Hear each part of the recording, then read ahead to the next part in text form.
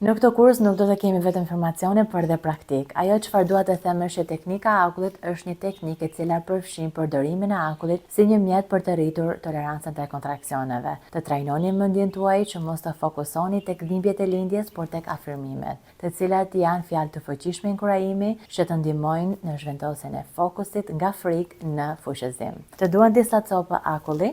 Vendosini në dorën tuaj dhe mbajini për 30 sekonda. Ndërkohë vini re se çfarë mendimesh keni dhe gjuhën e përdorur. Si u ndjet? Çfarë vure re?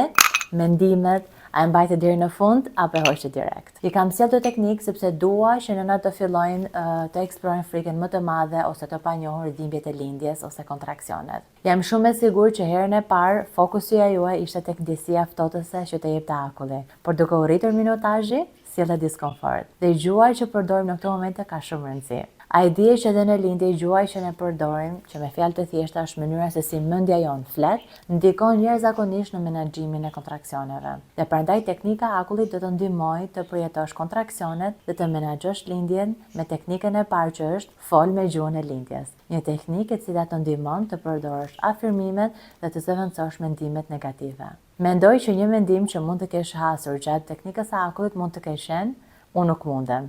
Kjo fjali mund të jetë përdorur edhe më përpara si pasojë e mos informimit apo përgatitjes. Por në momentin që ti i jep trurit tënd komandën që ti nuk mundesh, atëherë me të vërtetë nuk je për të mundur. Kështu që ta zëvendësoj me afirmimin unë po e bëj tani. Një mendim tjetër që mund të kesh hasur, mund të ketë qenë nuk e përballoj dot. Sigurisht të jesh në diskomfort nuk është diçka e dashur, por ne do ta zëvendësojmë me afirmimin unë kam teknikat e duhura për të menaxhuar çdo kontraksion. Një mendim tjetër që mund të keni hasur gjithashtu është shumë e vështirë dhe sa kohë do të zgjasë.